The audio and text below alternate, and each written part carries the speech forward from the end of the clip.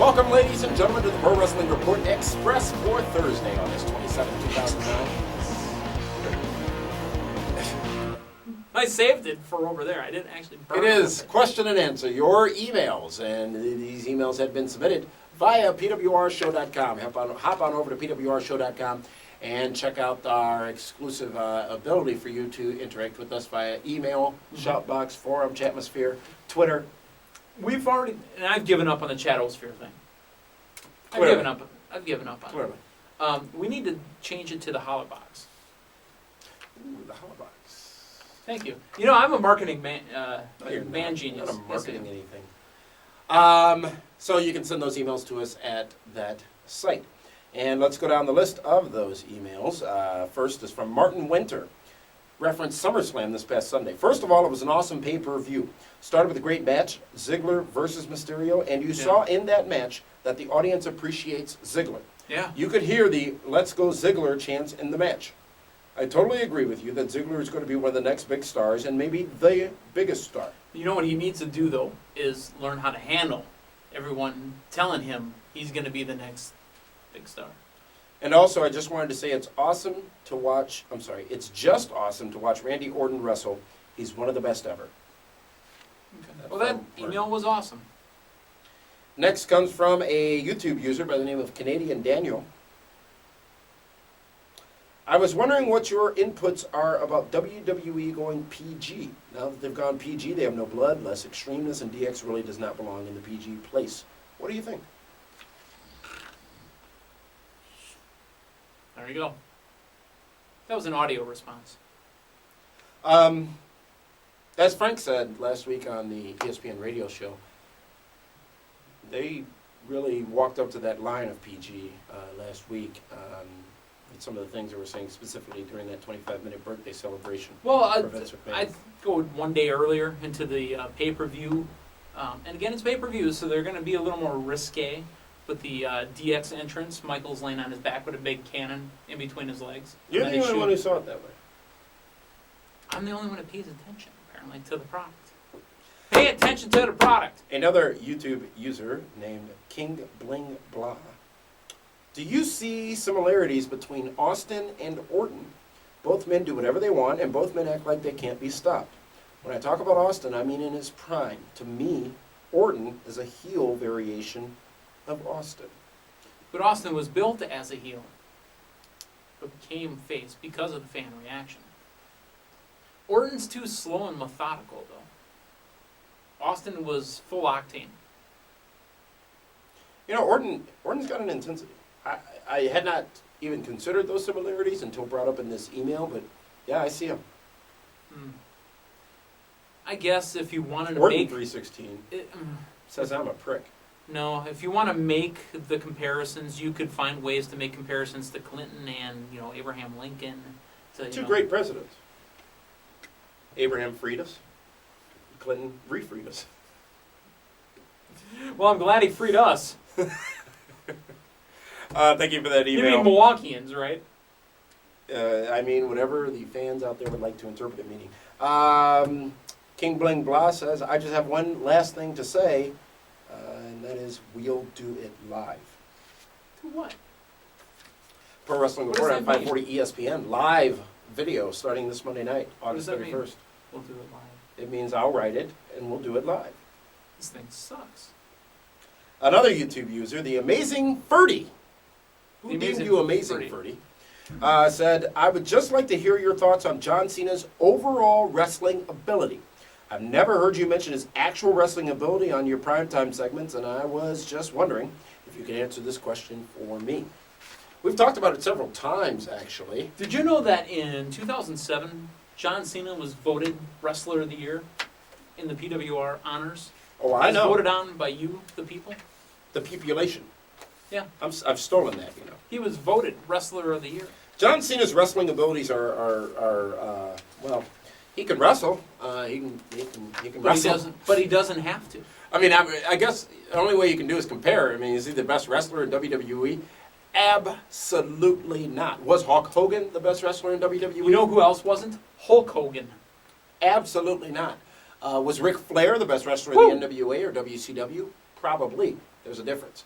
John Cena has wrestling abilities, but are they as strong as others? No. But do they need to be for the spot he's in? No, not necessarily. They don't need to be at all. Thank you very much. And then when he needs them, a la a hour-long Iron Man match in, say, London, England. Somebody will carry his ass. Mm-hmm. Ryan Bolton sends this in. A big issue right now is putting the younger talent over so they can become main eventers. But how do you do that? Is it just simply putting a world title on a mid-carder, or is there a step to elevating a mid-carder to be a main eventer? Can you use Brutus Magnus and John Morrison as examples to clarify the answer?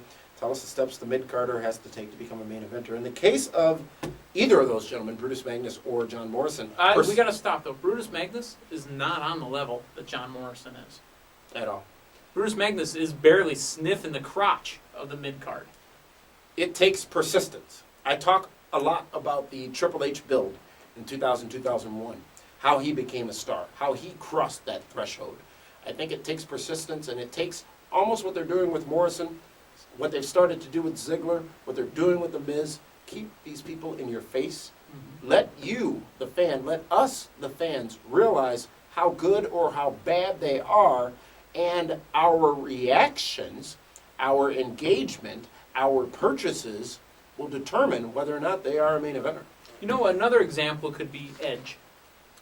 Think about 2004, Taboo Tuesday, where Edge really went on the road to being built as a main eventer. Mm-hmm. When he was upset he wasn't chosen to be in the title match at Taboo Tuesday. That's where Edge was built, and consistently, over and over, the slimy, take advantage of any situation Edge, Mr. Opportunist, became a main eventer. Celine DeLeon.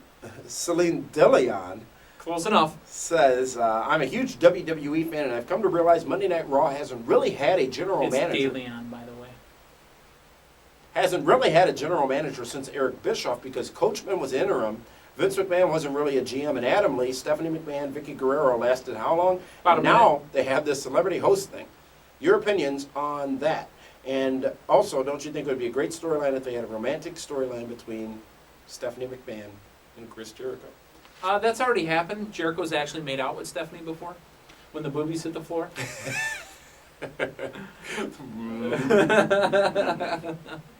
Side-by-side comparison. Yeah. YouTube user by the name of Jess says... Oh, we didn't answer his question, though. The Raw doesn't need a general manager. They have going what they have going right now. It does not need. Here's the thing. I thought about this the other day. Random shower thought. You get through this guest host...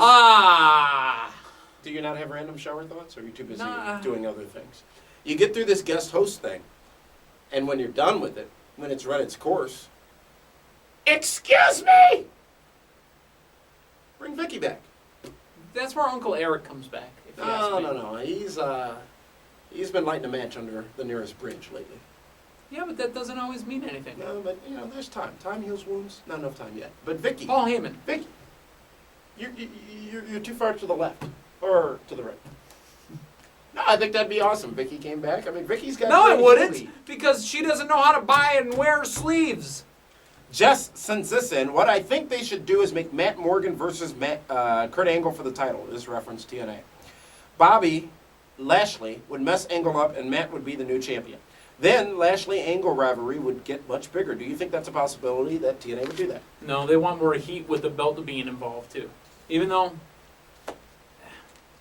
Bobby Lashley, Kurt Angle is the money match. It needs to be on top at Bound for Glory, in my opinion. Jesse Smith says this. The prestige of the belts as far as WWE goes is lacking tremendously because of the fact that they got way too many belts for the company, and they don't have the talent that is willing to carry on the history and prestige of the belts.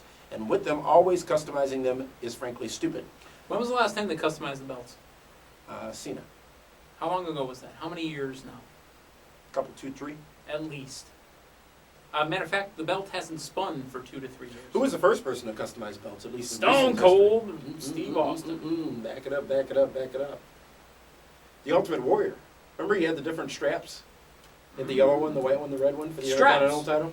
But I'm Did he talking do it about when the he won the world? I don't remember. I don't it was remember. customized, though. Yeah.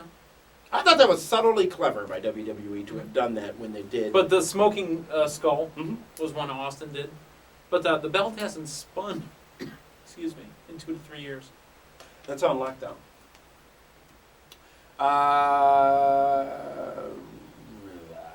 At last count, Damian Nelson at his finest, ladies and gentlemen. At last count, the WWE has 9 belts, and that's just pointless because it becomes confusing for the viewer. And as a Right wrestling now- fan and backyard wrestler, this leaves a bad taste in my mouth. Right now, WWE is working on the tag belts. That's where Jarrett's show comes in.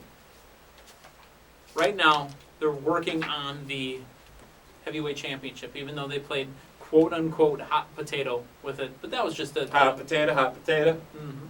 That was just to, get Jeff Hardy one more shot to make Punk look stronger. Punk's not going to drop it to Taker, by the way. Taker and Punk are going to make money.